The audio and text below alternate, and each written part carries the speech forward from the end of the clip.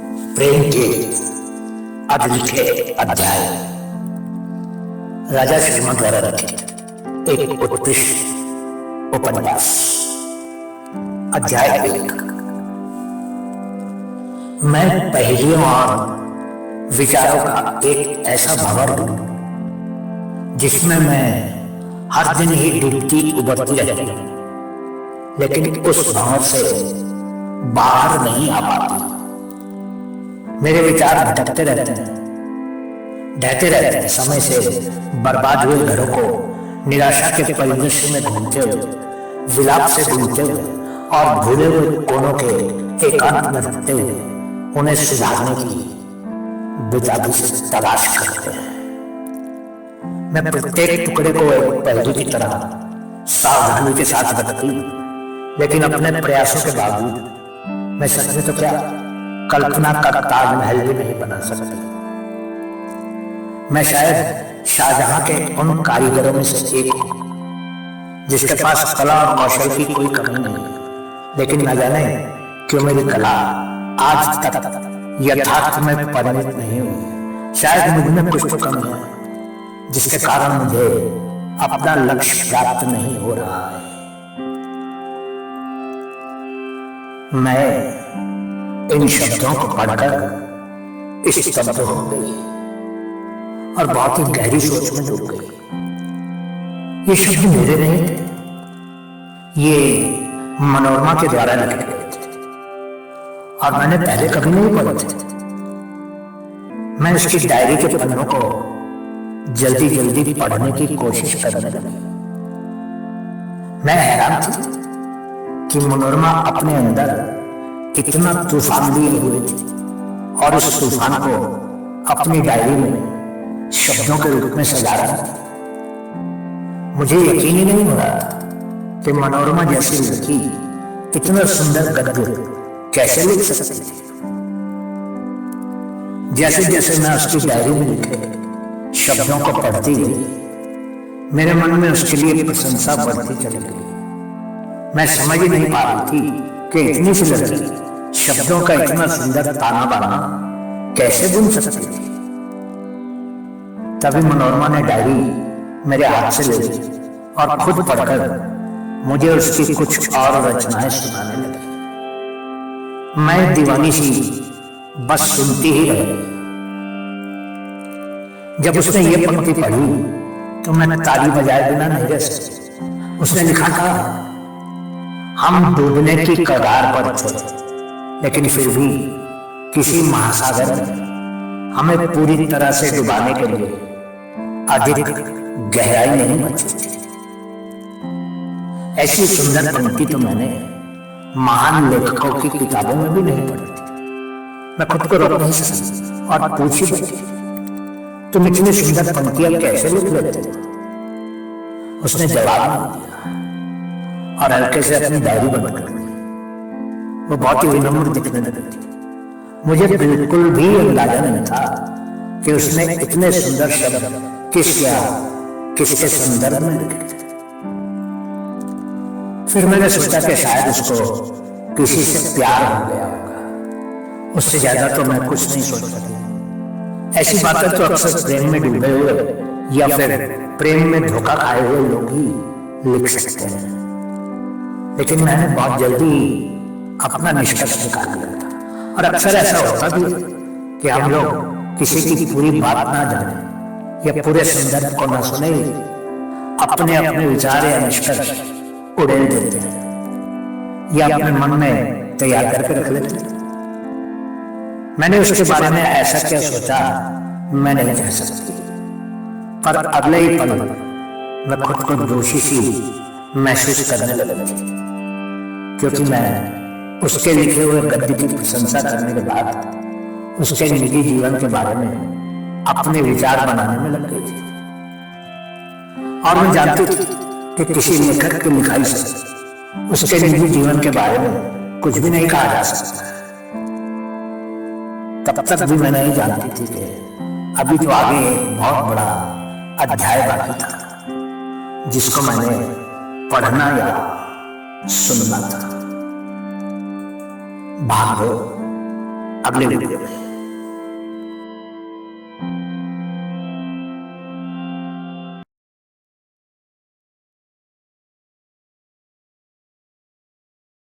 प्रेम के अलिखे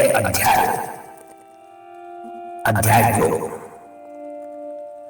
मनोरमा और मैं हॉस्टल में एक ही कमरे में रहती थी और हम दोनों काफी अच्छी सहेलियां हो गई। जब मैं शुरू में उसके साथ उसके कमरे में रहने आई थी तो पहली बात जिसने मुझे बहुत प्रभावित किया था वो थी मनोरमा की अपनी माँ के प्रति श्रद्धा। वो उसकी माँ से बहुत प्रेम करती थी और अक्सर माँ की ही बातें करती थी, लेकिन दुर्भाग्य था उसका कि अब उसकी माँ इस दुनिया में नहीं थी। उसकी मेज पर एक तस्वीर सजी हुई थी जिसमें उसकी माँ की खिलखिलाती हंसी कैद होकर रह गई थी। मनोरमा अपनी माँ की बगल में खड़ी थी और उनके बराबर ही लग रही थी। दोनों को देखने पर साफ दिखता था कि मनोरमा अपनी माँ का प्रतिबिंब थी, बिल्कुल माँ की तरह ही दिखती थी। सुंदरता में माँ अद्वितीय थी तो मनोरमा माँ से एक कदम आगे थी। एक सुंदर गोरी गुलाबी भूले वाले चेहरे वाली, लंबे हल्के हल्के भूरे बालों वाली अप्सरा। मनोरमा की बातों से तब तक मैं ये तो जान चुकी थी कि वो अपनी माँ से बहुत प्रेम करती थी और माँ बेटी का रिश्ता भी बहुत ही गहरा था, लेकिन साथ ही साथ ये भी मालूम चला था कि वो अपने पिता को बहुत नापसंद करती थी। उसने जब मुझे अपना तस्वीरों वाला एल्बम दिखाया तो मुझे यकीन हो गया कि वो वास्तव में ही अपने पिता से प्रेम नहीं करती थी। मैंने उसके एल्बम में लगी हुई तस्वीरें देखी तो मुझे बहुत हैरानी हुई, क्योंकि उसकी एल्बम में उसके पिता की एक भी तस्वीर नहीं थी। उसकी माँ की दर्दनाक तस्वीरें थी उस एल्बम में। छोटी सी मनोरमा किसी तस्वीर में अपनी माँ के आगोश में आराम कर रही थी, किसी तस्वीर में माँ के साथ खेल रही थी, तो किसी तस्वीर में माँ के साथ कहीं पर पिकनिक मना रही थी। उन सभी तस्वीरों में माँ और बेटी ही थी, कहीं भी उसके पिताजी उपस्थित नहीं थे। ये मेरे लिए बहुत ही हैरानी की बात थी, परंतु फिर भी मैंने उस दिन तो उससे इस बारे में कुछ भी नहीं पूछा। फिर भी वह कभी कभी अपने पिता का जिक्र करती थी। वो एक प्रतिष्ठित कंपनी में उच्च पदस्थ प्रबंधकीय पद पर काम करते थे और वो सिर्फ 2 साल पहले तक अपने पिता के साथ रहती थी। हॉस्टल में आने से पहले वो अपने पिता के साथ ही रह रही थी।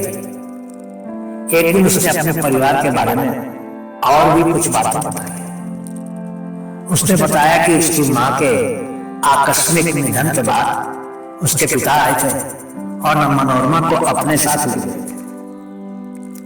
मनोरमा उनके साथ जाना नहीं चाहती थी, लेकिन उसके विरोध के बावजूद भी वो उसको अपने साथ ले ही गए थे। मनोरमा ने यह भी बताया कि पिछले वर्ष की कॉलेज की छुट्टियों के दौरान वो अपने पिता से मिलने गई थी।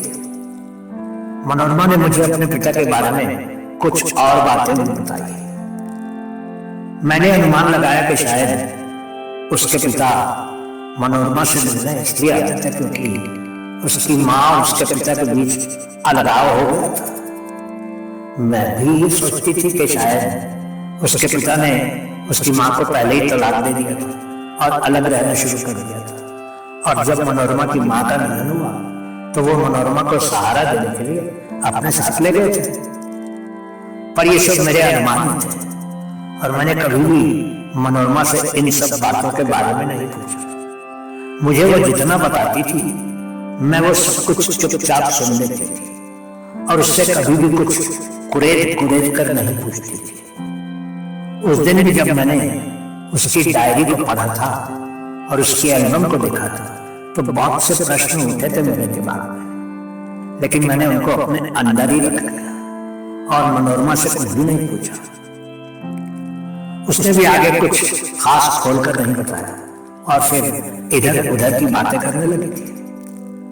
जब भी मैं उसकी बातें सुनती थी मेरी आंखें नम हो जाती थी और मुझे उससे और अधिक सहानुभूति होने लगती थी, लेकिन उसने कभी भी खुलकर नहीं बताया था कि वो अपने पिता से इतनी नफरत क्यों करती थी, और मैंने कभी पूछा भी नहीं था। अध्याय 3 अगले वीडियो में।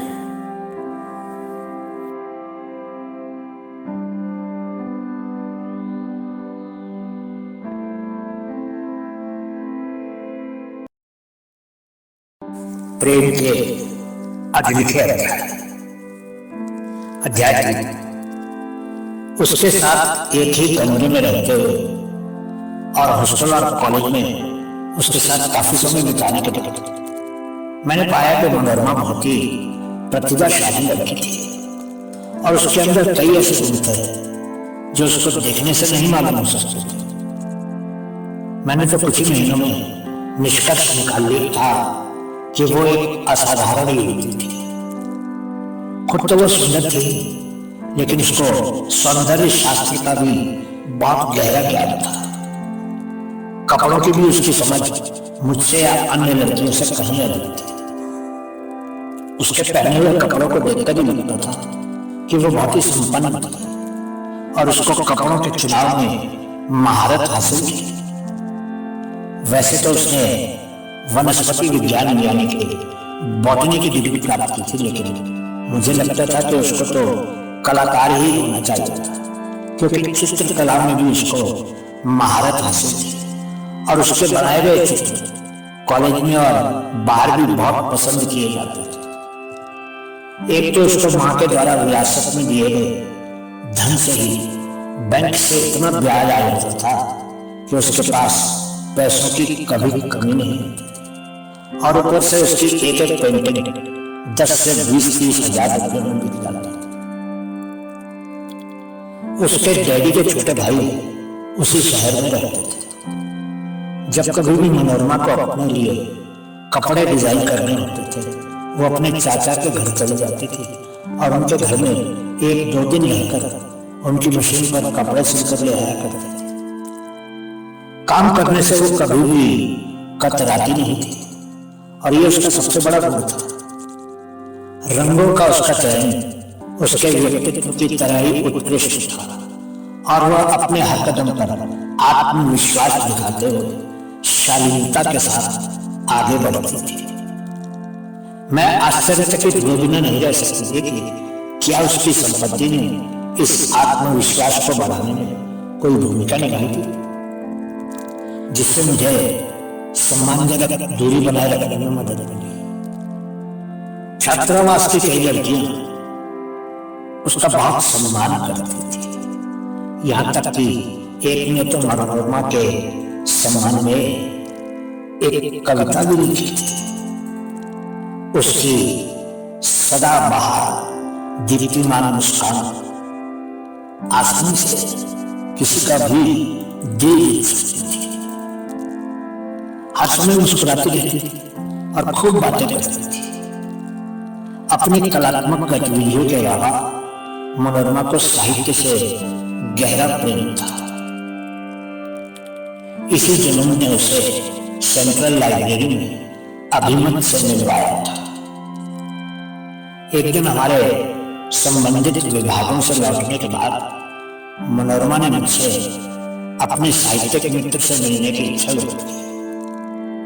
उन दिनों में मैं लड़कों से मिलने से कतराती थी, पर वो मुझसे बहुत ही प्रेम से अनुरोध करने लगे, दीदी क्या आप अभिमत से मिलना चाहेंगे? वो मेरा दोस्त है, हम दोनों के साहित्य में बहुत गहरी रुचि है, और हम अक्सर ही किताबों की घंटों चर्चा करते हैं और खूब अच्छा समय बिताते हैं। आपको भी अभिमत अच्छा लगेगा, बहुत ही बुद्धिमान और सुलझा हुआ है। प्रारंभ में मैंने रुचि की कमी प्रदर्शित करते हुए जवाब दिया, मैं इससे मिलकर क्या करूंगी? मैं तुम्हारे परिचितों से मित्रता करने में इच्छुक नहीं हूं, और फिर वो तुम्हारा मित्र है और मैं तो उसको बिल्कुल भी नहीं जानती, मुझे रहने दो। मेरा जवाब सुनकर मनोरमा निराश दिखने लगी, और मुझे लगा कि बात तो इतनी बड़ी नहीं थी, तो फिर मैंने तो इनकार कर दिया था। वैसे भी मनोरमा जरा जरा सी बात पर नाराज हो जाती थी। मैं इसलिए भी नहीं जाना चाहती थी क्योंकि हॉस्टल के नियमों के अनुसार हम बिना औपचारिक पोशाक के अपने कमरों से बाहर नहीं निकल सकते थे और उस समय फिर से घरेलू कपड़े उतारकर औपचारिक कपड़े पहनने का मेरा मन नहीं था। कमरे से बाहर नीचे अगर किसी रिश्तेदार या दोस्त से भी मिलने जाना होता था तो हमें औपचारिक कपड़ों में ही दिखना पड़ता था। क्या क्योंकि नियम ही ऐसे थे। अगला अध्याय अगले वीडियो में।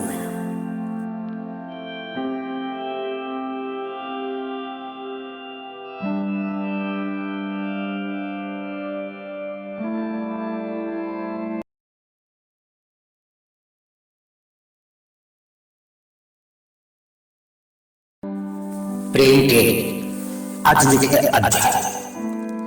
अध्याय 4। आखिर मनोरमा के उदास चेहरे को देखकर मैं मान गई और उसके साथ उस मित्र से मिलने नीचे आ गई। मैंने दूर से ही जब उसको देखा मेरे दिल में ना जाने क्यों एक हलचल सी उत्पन्न हो गई। वो नीचे खड़ा था, पतले शरीर वाला, मध्यम कद का एक युवक। उसकी आंखें किसी अज्ञात कारण से मेरी आंखों से सीधे संपर्क से बच रही थी, या यूं भी कह सकते हैं कि वो मुझसे नजरें मिलाना ही नहीं चाहता था, या मेरी आंखों में देखना ही नहीं चाहता था। पहले तो मैंने सोचा कि शायद वो मुझे देखकर शर्मा रहा था, लेकिन वह सिर्फ शर्मीलेपन से कहीं अधिक था। ऐसा लग रहा था मानो मनोरमा के प्रति कोई अनकहा आकर्षण था जिसका वह सामना नहीं कर पा रहा था, या पहचानने के डर के कारण उसकी नजरें इधर उधर भटकती रही थी। ये विचार मेरे दिमाग में घूमने लगे और मैंने फैसला किया कि उन्हें उनके हाल पर ही छोड़ देना ही सबसे अच्छा होगा। मुझे थोड़ा थोड़ा तो यकीन हो ही गया था कि मनोरमा और अभिमत नाम के उस लड़के के बीच कुछ तो ऐसा था जिसके बारे में मनोरमा ने मुझे नहीं बताया था। मनोरमा ने मेरा उससे परिचय करवाया और मैंने भी मुस्कुराकर उससे हाथ मिला लिया, लेकिन हमारा परिचय बहुत ही औपचारिक रहा और कोई इधर उधर की बात नहीं। न तो मैंने उसके बारे में कुछ पूछा और न ही उसने मेरे बारे में जानने की रुचि दिखाई। कुछ देर के बाद मैं उन दोनों को वहीं पर छोड़कर अपने कमरे में वापस आ गई और एक बार फिर से उन दोनों के बारे में सोचने लगी। करीब 1 घंटे का समय अभिमत के साथ बिताने के बाद जब मनोरमा कमरे में वापस आई तो वह हमेशा की तरह ही प्रसन्न दिख रही थी और उसकी आवाज में वही उसकी चिर परिचित चहचहाहट। 1 घंटे बाद मनोरमा वापस आई, हमेशा की तरह खुशमिजाज। अंदर आते ही उसने पहला प्रश्न पूछा, दीदी आपको अभिमत कैसा लगा? अच्छा है, क्या जानना चाहती है तुम? मैंने औपचारिक उत्तर दे दिया। नहीं, मेरा मतलब है। इससे पहले कि वो कुछ और कहती मैंने हंसते हुए बोल दिया, तुम्हारा मतलब क्या है? उसने भी तुरंत ही जवाब में फिर पूछ लिया, क्या आपको वो अच्छा लड़का नहीं लगा? मैंने देखा कि मनोरमा की आंखें बहुत कुछ कह रही थी और मैं उनमें अनकहा भी पढ़ सकती थी। मेरा मन तो हुआ कि मनोरमा से कहे, जब मन में प्रेम के फूल खिलते हैं तो किसी के साधारण से चेहरे पर भी अनूठी और प्यारी सी चमक आ जाती है। प्रेम में अपने साथी के प्रति आकर्षण से ही इंसान सुंदर दिखने लगता है, लेकिन मैंने ऐसा कुछ भी नहीं कहा और अपना मुंह बंदी रखा। मैंने मनोरमा को जवाब न देकर उस दूरी को बनाए रखा जो पहले हम दोनों के बीच थी, यानी कि मैं उसकी निजी जीवन के बारे में कुछ भी नहीं पूछती थी। हाँ, ये बात अलग थी कि वो खुद ही बाद में मुझे सब कुछ बता देती थी और फिर मुझे उस कमरे में उसके साथ रहते हुए कुछ ही महीने तो हुए थे और मैं ये नहीं कह सकती कि उन कुछ महीनों में मैंने मनोरमा को पूरी तरह से जान और समझ लिया था। किसी को सच में समझने में बहुत समय लगता है और कभी कभी तो किसी को समझने में वर्षों भी लग जाता है। उसके बाद तो मैंने कई बार ही मनोरमा और अभिमत को एक साथ देखा। अपने अपने विभाग में जाने से पहले भी वो मिलते थे और विश्वविद्यालय में अपने विभाग से बाहर आने के बाद भी वो दोनों मिलते थे और हमेशा ही काफी देर तक बातें करते थे। कई बार जब वो अचानक भी मिल जाते थे तो एक दूसरे को देखते ही रुक जाते थे और बातों में खो जाते थे। जब वो मुझे अभिमत के बारे में कुछ बताती थी तो मैं बस अपना दोस्ताना परामर्श ही देती थी और ज्यादा कुछ नहीं कहती थी। मैं ज्यादातर अपने काम से ही मतलब रखती थी और उसके बार बार पूछने पर भी उसके और अभिमत के बारे में कोई सलाह कभी नहीं देती थी। मुझे उन दोनों को साथ साथ देखने का बहुत समय मिलता था, पर मेरा ध्यान अभिमत से अधिक मनोरमा पर ही केंद्रित रहता था, क्योंकि वो एक तो मेरी सहेली थी और दूसरे मेरे ही कमरे में मेरे साथ रहती थी। हमारे दिन तो पढ़ाई लिखाई में बीत जाते थे, लेकिन शाम को के समय हम अक्सर बैठकर बातें करते थे। हालांकि ज्यादातर बातें मनोरमा के मुंह से निकलती थी और मैं चुपचाप बैठी सुनती रहती थी। रात को हम दोनों साथ ही हॉस्टल की मेस में जाते थे और रात का भोजन करते थे। खाना खाते समय भी मनोरमा खूब हंसती थी और मेस के उस शांत वातावरण को भी सजीव बना देती थी और आसपास बैठे खाना खा रहे लोग मुड़ मुड़कर उसको बार बार देखते थे। मुझे वो सब बहुत अजीब लगता था, पर मैं फिर भी उसके सामने बैठे चुपचाप खाना खाती रहती थी और वो खाते खाते कुछ न कुछ कहती ही रहती थी। उसकी बातों से मुझे अक्सर प्रेम की सुगंध आती थी और आखिर मैंने भी प्यार की गहन सुंदरता के बारे में नए सिरे से ही सोचना शुरू कर दिया। अगला अध्याय अगले वीडियो में। प्रेम के आज लिखे अध्याय 5। मनोरमा और अभिमत को बार बार साथ देखकर और फिर मनोरमा की बातें सुनकर मुझे भी अभिमत अच्छा सा ही लगने लगा।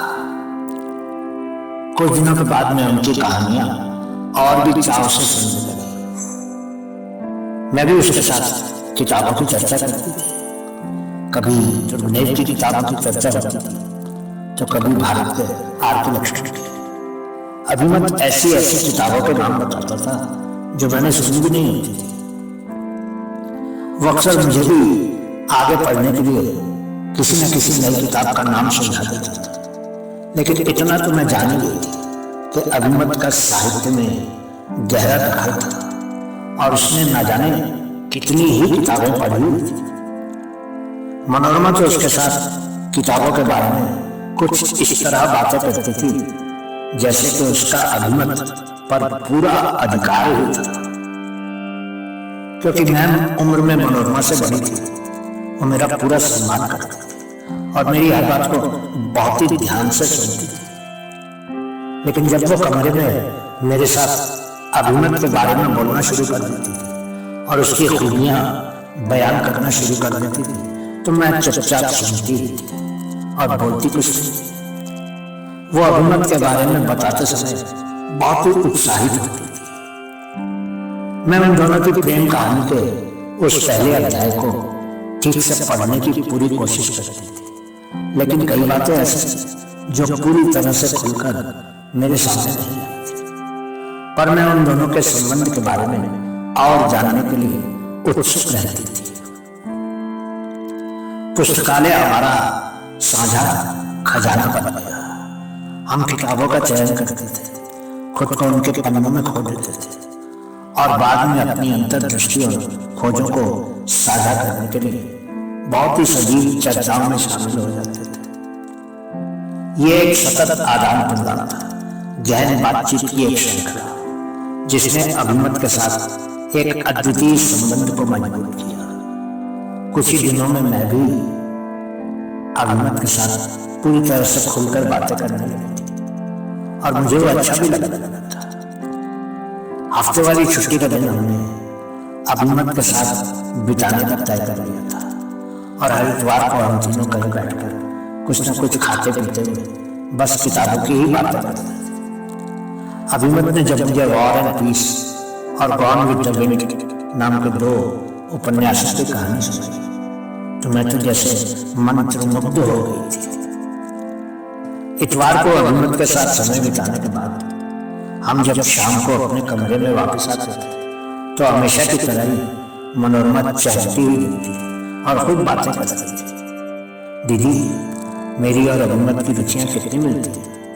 जो चीजें मुझे पसंद है वही सब चीजें अभिमत को भी पसंद है। कल मैंने पीला सलवार सूट पहना हुआ था तो उसने मुझे देखते ही कहा था कि पीला रंग उसको सब रंगों से ज्यादा अच्छा लगता था। मुझे तो ऐसा लगता है जैसे कि वो मेरे मन की सभी बातें पढ़ने में सक्षम है। मैंने भी बातचीत में और कुछ लाने के लिए मनोरमा से पूछा, खाने पीने में भी उसको सबसे ज्यादा क्या पसंद है। दीदी, अभिमत को छोले भटूरे बहुत पसंद है। जब भी हम दोनों बाहर घूमने जाते हैं वो मुझे छोले भटूरे जरूर खिलाता है। वैसे छोले भटूरे मुझे भी बहुत पसंद है। मनोरमा ने अभिमत की और भी कई बातों के साथ ये भी बताते हुए कहा। मैं अभी और कुछ पूछना चाहती थी कि मनोरमा फिर से बोल पड़ी। अभिमत के दादा एक स्वतंत्रता सेनानी थे और बनारस में एक सड़क का नाम उनके नाम पर रखा गया है। वे काफी अमीर लोग हैं, लेकिन अभिमत में अमीरी का जरा सा भी घमंड नहीं है और वो सबसे बहुत ही प्रेम से मिलता है और बहुत ही विनम्रता से बातें करता है कि नहीं दीदी? मैं भी कुछ कहना चाहती थी पर वो फिर से बोल पड़ी। अभिमत रॉक संगीत का प्रशंसक है और वो शिव कुमार शर्मा, हरिप्रसाद चौरसिया जैसे लोगों को सुनता है। उसने आज मुझे एक कैसेट दी। दीदी, क्या मैं वो कैसेट लगा दूं? क्या आप सुनना चाहती हैं? मैंने कहा नहीं, अभी नहीं, बाद में सुनूंगी। अभी तो तुम मुझे उसके बारे में ही बताती रहो। तुम्हारी बातें सुनकर मुझे अच्छा लगता है। कल मैं और अभिमत जे कृष्णमूर्ति के बारे में चर्चा कर रहे थे। हमारी योजना राजघाट स्थित कृष्णमूर्ति फाउंडेशन का दौरा करने की है। उसने अपनी योजना बताई। सारनाथ जाने का विचार नहीं है? क्या तुम्हें बुद्ध से प्रेम नहीं है? क्या तुम सन्यासियों में शामिल हो जाना चाहती हो इस तरह से इन स्थानों पर जाकर? मुझे तो लगता है कि जे कृष्णमूर्ति की किताबें पढ़ना और बुद्ध पर चर्चा करते करते तुम दोनों एक दिन खुद भी सन्यासी बन जाओगे। मैंने चिढ़ाया। दीदी, ऐसा तो मत कहिए। उसका चेहरा लाल है परंतु उसको निश्चय डर रहा। अभिमत असीम आकाश की तरह था और मनोरमा उसके आगोश में ऊंची उड़ान भर रही थी। मैं ये देखकर हैरान होने लगे थे। इतनी अमीर लड़की जिसकी मां ने उसके अकाउंट में 72 लाख रुपए रखवा दिए मरने से पहले और जिसका ब्याज भी महीने में करीब 40,000 रुपये आता था। वो लड़की इस तरह से बुद्ध और जे कृष्णमूर्ति में रुचि रखती थी। मुझे अब उसके बारे में थोड़ी थोड़ी चिंता भी होने लगी थी। इससे आगे की कहानी अगले वीडियो में।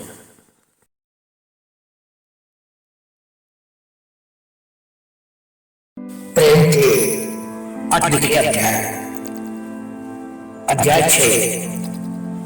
उस समय तक मैं पूरी तरह से आश्वस्त हो गई थी कि मनोरमा ने प्यार का पहला पड़ाव तो पार कर लिया था, पर जैसे ही उसके प्रेम का दूसरा पड़ाव है मुझे उसके व्यवहार में बहुत बदलाव देखने लगा। मैंने देखा कि वो एकदम अंतर्मुखी हो गई थी और खुद में ही खोई रहने लगी। उसकी चहचहाहट भी कम हो गई। ऐसा लगता था कि वो बस अपने अभिमत से संबंधित सपने को ही संजोती रहती थी। मैंने तो कभी भी पुरुषों से दोस्ती नहीं की और न ही किसी से प्रेम किया, इसलिए मेरे लिए उन दोनों के मन के भावों के बारे में कोई भी निष्कर्ष निकालना संभव नहीं था। पर इतना तो मैं जानती थी कि वे दोनों ही जीवन साथ बिताना चाहते थे और अपने प्रेम को किसी मुकाम पर पहुंचाना चाहते थे। मैं उनके प्रेम को कुछ कुछ तो समझने लगी थी। हालांकि वो एकदम गंभीर और खामोश रहने लगी थी, पर वो फिर भी सबके साथ बहुत ही अच्छा व्यवहार करती रही और सबके प्रति स्नेह प्रदर्शित करती रही। किसी दिन अगर वो इतवार को हमारे कमरे पर ही होती थी और हॉस्टल का मेस बंद होता था तो वो खुद ही खाना पकाने की जिद करती थी और मुझे कहती थी, दीदी आप बिल्कुल आराम कीजिए, मैं आज आपको कुछ अच्छा सा पकाकर खिलाता। आखिर मैं आपसे छोटी हूँ, आपकी छोटी बहन की तरह ही है कि नहीं। उस समय तक वो मुझसे अभिमत के बारे में कम बातें करने लगी थी और मैं उससे अभिमत के बारे में कुछ बातें करना भी चाहती थी तो वो उस विषय को किसी न किसी तरह टालने की कोशिश करती थी। वो अब शायद अभिमत के जिक्र से दूर रहने लगी थी, पर मैं नहीं जानती कि इस परिवर्तन का क्या कारण था। मैं चाहती थी कि वो अपने मन की बात मुझको खुलकर बताए और अगर उसके मन में दुख था तो वो अपना दुख हल्का कर ले, पर वो कुछ बोलते ही नहीं थे। वो शायद अंदर ही अंदर खुद से संघर्ष कर रही होती थी। उसके इस बदले हुए व्यवहार को और उसकी बदलती स्थिति को देखकर मेरी चिंता का बढ़ना स्वाभाविक ही, क्योंकि मैं भी उसको अपनी छोटी बहन की तरह ही मानने लगा थी और मैं नहीं चाहती थी कि उसके साथ कुछ भी बुरा। शायद प्रेम का वो दूसरा पड़ाव उसका इम्तिहान ले रहा था और वो कठिनाई से आगे बढ़ रही थी, या फिर उसके और अभिमत के प्रेम के रास्ते में कोई बहुत बड़ी बाधा जिसको पार करना उसको संभव नहीं लगा। फिर आया प्रेम का तीसरा पड़ाव और वो कुछ कुछ बोलने लगी और थोड़ी थोड़ी पहले जैसी ही हो, लेकिन अब वो अभिमत के बारे में बिल्कुल भी बात नहीं करती थी और अपने कामों में ही खुद को व्यस्त रखती थी। वो अपना अधिक समय चित्र बनाने में लगाने लगी थी। एक दिन मैं हॉस्टल के पास पंडित जी की चाय की दुकान पर चाय और समोसे खा रही थी, तभी मुझे मनोरमा की एक सहेली वंदना मिली। वो मनोरमा की बचपन की सहेली थी। उस दिन वो बहुत ही परेशान भी थे। मुझे मालूम चला कि वंदना मुझे ढूंढती हुई उस चाय की दुकान पर पहुंच गई थी। मुझे देखते ही बोली, दीदी मैं आपको हर जगह पर ढूंढ कर आई, आपके विभाग में गई तो वहां से मालूम चला कि आप चाय पीने के लिए यहाँ आई। आओ वंदना बैठो, मैं तुम्हारे लिए भी चाय समोसे मंगवाती हूँ। मैंने उसको मेज के उस तरफ की कुर्सी की तरफ संकेत करते हुए कहा। वो नहीं बैठी और खड़ी हुई। मैंने फिर पूछा, लेकिन ऐसा क्या हुआ वंदना जो तुम मुझे इस बेसब्री से ढूंढ रही थी? दीदी अब जल्दी से हॉस्टल चले, एक सेकंड भी बर्बाद मत कीजिए। मनोरमा ने नींद की गोलियां खा ली और आत्महत्या की कोशिश की। जल्दी चलिए दीदी, उसने जल्दी कहा और मेरा हाथ पकड़कर मुझे उठाने लगी। ये क्या कह रही है तुम वंदना? तुमको ये बात किसने कही? मैंने उठते हुए हैरानी से पूछा और फिर मैं उसके साथ चलने लगी। दीदी मैं उस समय मनोरमा के साथ थी। मैंने उसको किसी तरह रोका और गोलियां उसके मुंह से निकाली। मैंने गोलियों की बोतल छीनकर बाहर फेंक दी। अब वो कमरे में पलंग पर पसरी हो रही है। आप ही चलकर उससे पूछिए कि वो ऐसा क्यों करना चाहता है। वंदना ने मुझे साफ साफ बता दिया। हम दोनों ही पंडित जी की दुकान से बाहर आए और अपनी अपनी साइकिल लेकर हॉस्टल की तरफ बढ़ चले। अब मैं इतनी निश्चिंत थी क्योंकि मनोरमा अपने उस घातक प्रयास में असफल हो गई और अब कोई खतरा नहीं था। हमें अब कोई जल्दी नहीं थी, इसलिए हम धीरे धीरे चलते हुए आपस में बातें करने लगे। वंदना मुझे मनोरमा के बारे में कुछ बताना चाहती थी और मैं भी उसके बारे में और भी कुछ जानने को बहुत ही उत्सुक, क्योंकि वंदना उसकी बचपन की सहेली थी, इसलिए वो उसके बारे में वो सब कुछ जानती थी जो मैं नहीं जानती। वंदना क्या तुम जानती हो कि मनोरमा ने नींद की गोलियां खाने की कोशिश क्यों की हो? मैंने उसकी तरफ देखकर चलते चलते हाथ से साइकिल को धकेलते हुए पूछा। मैं क्या कह सकती हूँ दीदी, लेकिन मुझे आज आभास कि वो कुछ ऐसा कर सकती थी, इसलिए मैं आज उसको मिलने आपके हॉस्टल के कमरे में चली गई। लेकिन तुमको ऐसा क्यों लगा कि वो ऐसा कोई गलत कदम उठा सकती थी? मैंने कुरेद कर पूछते हुए कहा। दीदी मनोरमा और अभिमत शादी करना चाहते हैं कल ही मुझे मनोरमा ने कहा था कि वो अपने बारे में सब कुछ अभिमत को बताना चाहती थी। उसने कहा था कि जब वो अभिमत के साथ होती थी तो वो अपने बारे में सब कुछ खोलकर बोलने में कतराती थी। इसलिए उस दिन तक उसने अभिमत को अपने परिवार के बारे में साफ साफ नहीं बताया था। दीदी फिर आखिर उसने अभिमत को एक दिन सब कुछ लिखकर एक पत्र में लिख दिया, लेकिन वो जानती थी कि जब अभिमत उसकी पृष्ठभूमि और परिवार के बारे में जान लेगा तो वो उससे कभी शादी नहीं करेगा। वो कल शाम को बहुत देर तक आंसू बहाती रही। अच्छा, तो ये बात थी, मैंने हैरान होते हुए कहा। लेकिन अभिमत को सब कुछ बताना तो जरूरी है। इससे आगे की कहानी अगले वीडियो में।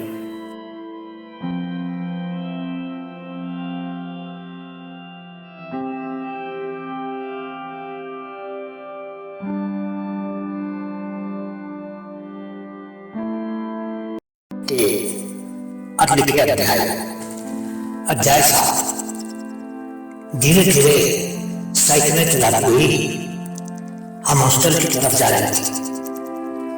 वंदना ने अपनी बात को आगे बढ़ाते हुए कहा, दीदी आज सुबह जब मैं कॉलेज गई तो देखा कि अभिमत हॉस्टल के गेट से बाहर आ रहा था, पर उसने मुझे देखकर भी नजरअंदाज कर दिया।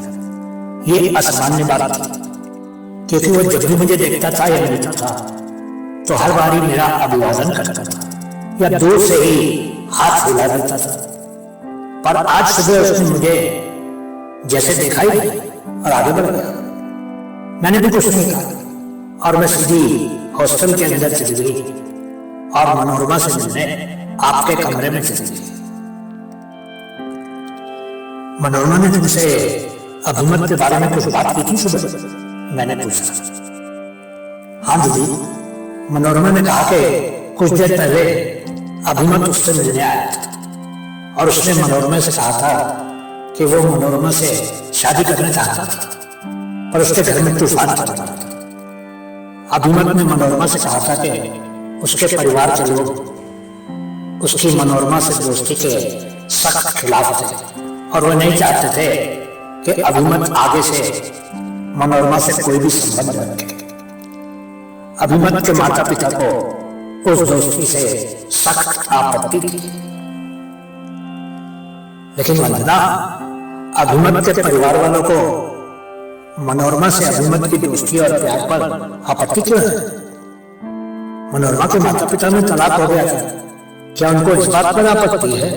मैंने पूछा। दीदी, क्या मनोरमा ने आपको ये बताया था कि उसकी मम्मी और डैडी में तलाक हो गया? नहीं, लेकिन जिस तरह से वो अपनी मम्मी के बारे में बात करती है और जिस तरह से वो अपने डैडी को नापसंद करती है, तो मैंने अनुमान लगाया कि शायद उसके मम्मी और डैडी में तलाक हो गया था और उसके डैडी अलग रहने चले गए थे। मुझे लगा था कि उसके मम्मी डैडी में तलाक हो चुका था और फिर बाद में मनोरमा की मम्मी की मृत्यु हो गई थी। मैंने समझाने की कोशिश करते हुए। वंदना ने अचानक साइकिल रोक दी। मैंने भी अपनी साइकिल रोक दी और उसकी तरफ देखने लगी। दीदी, सच्चाई तो यह है कि उसके मम्मी और डैडी की कभी शादी नहीं हुई। मनोरमा के पिता उस समय गाजीपुर में एक सीमेंट कंपनी में मैनेजर हुआ करते थे। मनोरमा के मामा भी उसी कंपनी में काम करते थे और उन्होंने कुछ गलत काम किया जिसके कारण उनकी नौकरी चली गई। उस समय मनोरमा की मां अविवाहित थी और एक स्कूल शिक्षिका के रूप में काम करती थी। वो युवा और सुंदर थी। मनोरमा के मामा ने अपनी नौकरी बचाने के लिए अपनी बहन यानी मनोरमा की मां को कंपनी के मैनेजर से मिलवा दिया था और कंपनी के मैनेजर और मनोरमा की मां में दोस्ती हुई थी। कुछ ही समय के बाद मनोरमा मां के गर्भ में आ गई थी। क्या मामा को उसकी नौकरी वापस मिल गई? नहीं, मनोरमा के होने वाले पति यानी कि उस कंपनी के मैनेजर का कुछ ही समय बाद स्थानांतरण हो गया था। लेकिन मनोरमा के माता पिता ने अलग अलग शहरों में भी अपना रिश्ता जारी रखा। मनोरमा की माँ, जो अपने भाई के परिवार के खर्चों के लिए जिम्मेदार थी, गाजीपुर में अपनी नौकरी नहीं छोड़ सकती थी। उसका कंपनी के मैनेजर के साथ संबंध कायम रहा और फिर मनोरमा पैदा हो गई। हाँ, तो उन्होंने शादी क्यों की? मनोरमा के पिता पहले से ही शादीशुदा थे और उनके बड़े बच्चे थे।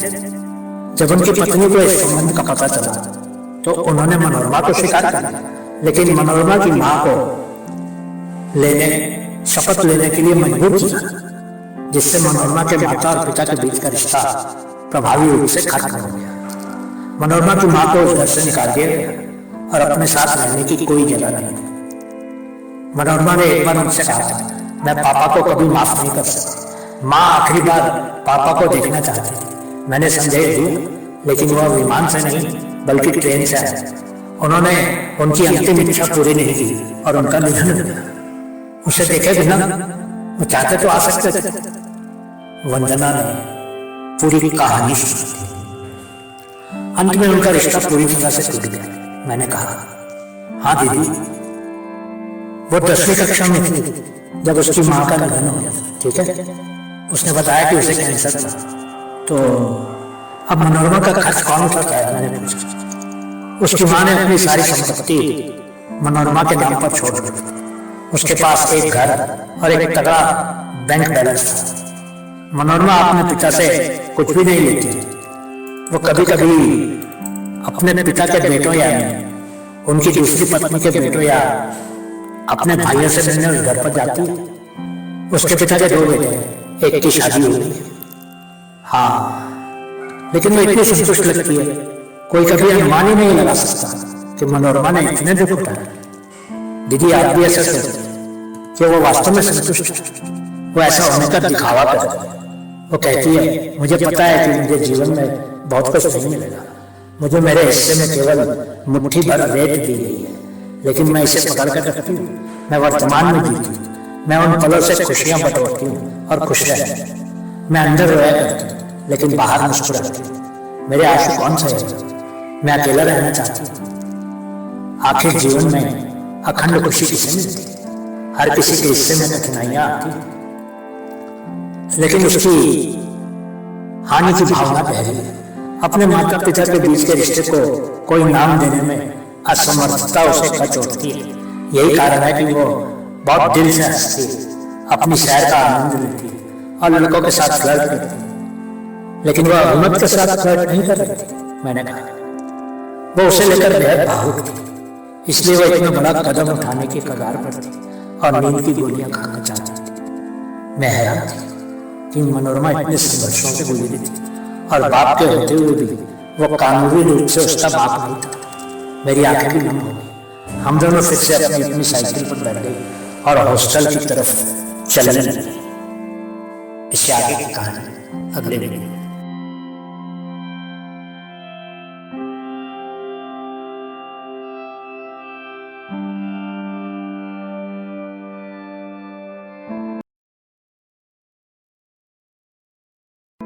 प्रेम के अतिलिखित अध्याय 8। कुछ ही देर में हम हॉस्टल के सामने पहुंच गए। मैंने वंदना से अपने घर जाने को कह दिया।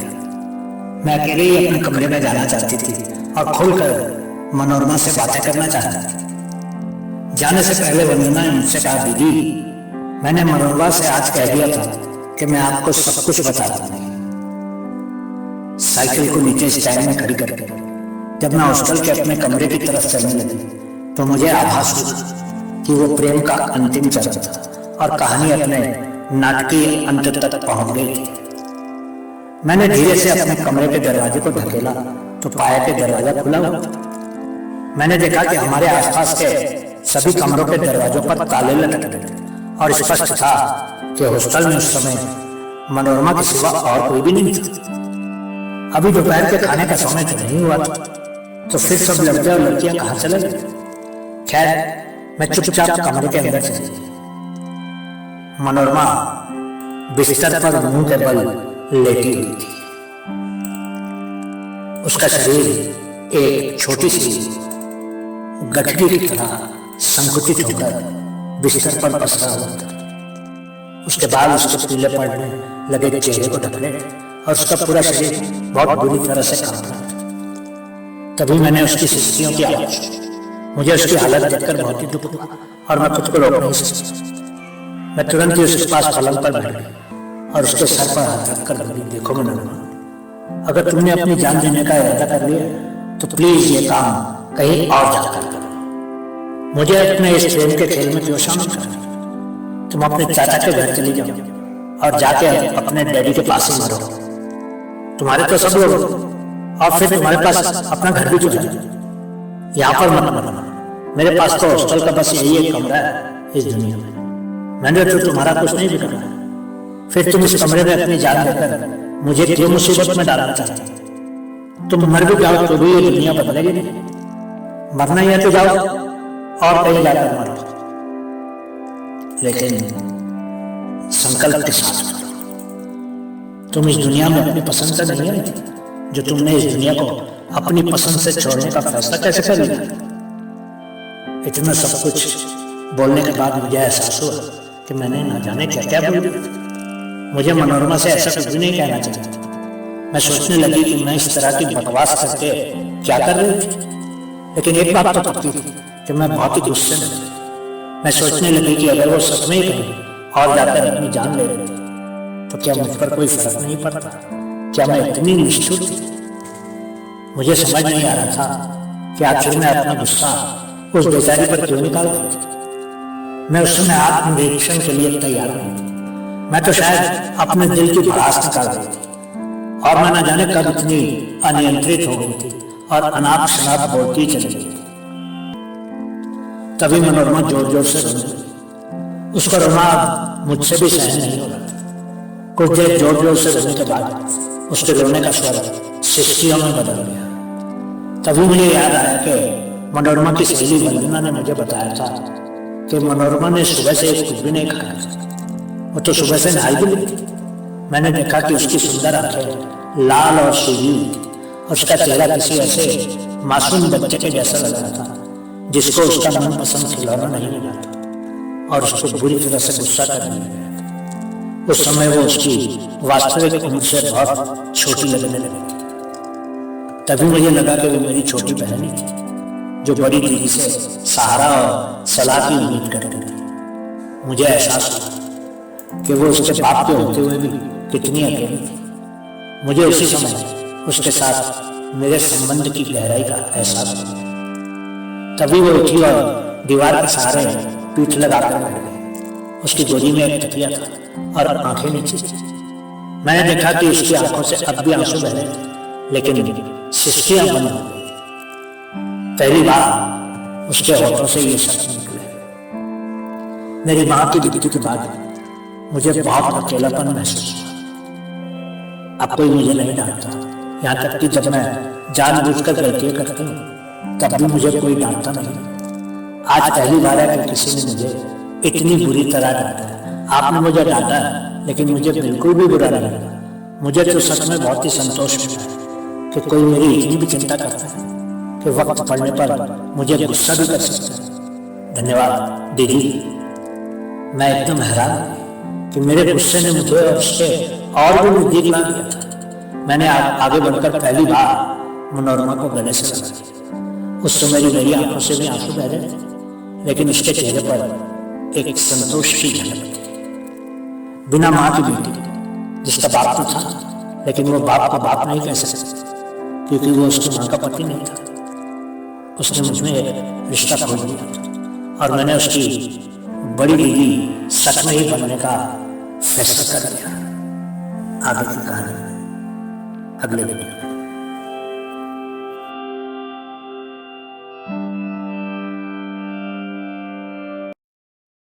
प्रेम के अब लिखे अध्याय 9 अंतिम भाग। अगली सुबह ही मैंने कॉलेज से छुट्टी ली और सीधी मनोरमा को साथ लेकर उसके बाप के घर पहुंच गए। औपचारिक परिचय के बाद उसके डैडी और उनकी पत्नी और दोनों बेटे भी वही ड्राइंग रूम में आकर बैठ गए। इससे पहले कि उनमें से कोई कुछ कहता, मैंने कहा, आप कैसे इंसान हैं? माना कि आपने मनोरमा की माँ से शादी नहीं की थी, लेकिन इसको पैदा तो किया था और फिर इसको इसकी माँ के साथ ही अकेले छोड़ दिया था। क्या इतने वर्षों में आपको कभी भी एहसास नहीं हुआ कि आपकी बड़ी बेटी ये मनोरमा कितनी अकेली है? आप तो अपनी पत्नी और अपने बेटों के साथ भरपूर जीवन जी रहे, लेकिन क्या आप जानते हैं कि ये बेचारी किताबों में और अपने बनाए गए चित्रों में रिश्तों को खोजती रहती है। इससे पहले कि मैं कुछ और कहती, उसके डैडी ने कहा, बेटी तुम अपनी जगह पर बिल्कुल ठीक हो, पर उस समय मेरी भी मजबूरियां थी और मुझे अपने दोनों बेटों के साथ साथ अपनी पत्नी को भी देखना था। ये ठीक है कि मैं भ्रष्ट मैं नहीं करता और मैंने मनोरमा के मामा की मदद इस शर्त पर की थी कि वो अपनी बहन यानी मनोरमा की माँ से मेरी दोस्ती करवाए, और वो दुष्ट मामा मेरी बात मान गया था। पत्ते तभी मेरी बदली हुई थी और मैं दूसरे शहर चला गया था, पर मैं ये नहीं जानता था कि इसकी माँ गर्भवती थी और उसके गर्भ में ये पड़ रही थी। मैं बहुत ही शर्मिंदा, मेरी पत्नी और मेरे बेटे भी इसको हमारे साथ ही रखना चाहते हैं और मेरे बेटे तो इसको अपनी बहन मान भी चुके हैं और मेरी पत्नी ने भी इसको अपनी बेटी मान ली है, पर जाने क्यों यही दूर रहने लगी है। मैंने कहा, क्या आपने कभी एक बाप की तरह अपनी बेटी को वो प्यार दिया है जो इसका अधिकार था? और क्या आपने कभी इसके मन की बात जानने की कोशिश की? जानते हैं कि आज सुबह इसने नींद की गोलियां खाकर आत्महत्या करने की कोशिश की। ये तो भला हो इसकी सहेली वंदना का, जो समय पर पहुंच गई और इसको ऐसा करने से रोक दिया और नींद की गोलियों की बोतल बाहर फेंक दी। आज जब इसने मुझे दीदी कह के गले लगाया तो मुझे आभास हुआ कि ये किसी ऐसे रिश्ते की खोज रही है जो इसका अपना है, जो इसके मन की बात सुने और इसके कष्ट दूर करे, इसको गले से लगाए और इसके आंसुओं को दूर करते हैं। उसके पिता ने कहा, मैं वादा करता हूं कि अब मैं इसको अपने दिल में रखूंगा। मेरी प्यारी बेटी है और अब मैं इसको हॉस्टल में नहीं रहने दूंगा। 22 साल की हुई है। क्या आपने सोचा है कि लड़की के कितने अरमान होते हैं कि उसका बाप उसके सर पर हाथ रखे और उसके लिए लड़का करवाए या फिर उसकी पसंद के लड़के से उसकी शादी करवाए? मैं गुस्से में बोलती ही जा रही थी।